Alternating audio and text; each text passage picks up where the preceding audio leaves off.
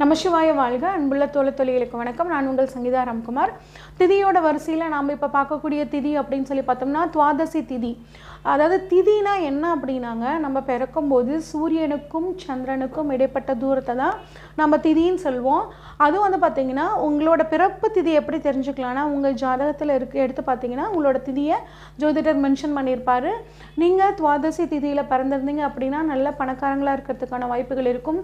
எந்த ஒரு தொழில் பார்த்தாலும் ஒரு புதுமையான தொழில் செய்யணும் அப்படின்னு ஆசைப்படுவீங்க. துவாதசி திதி ரொம்ப அருமையான திதிங்க. ஆனால் மகர ராசிக்காரங்களும் துளாராசிக்காரங்களும் இந்த திதியில் எந்த விதமான புது செயல்களிலும் ஈடுபடக்கூடாதுங்க. இந்த வளர்பிறை துவாதசி திதியில் பிறந்தவங்களுக்கான தெய்வம் அப்படின்னா விஷ்ணுங்க. எங்கே இருக்க விஷ்ணு அப்படின்னு பார்த்தோம்னா சாரங்கபாணி கோயில் இருக்கக்கூடியவர். தேய்பிறை துவாதசி திதியில் பிறந்தவங்களுக்கு வந்து பார்த்திங்கன்னா விஷ்ணு தான்.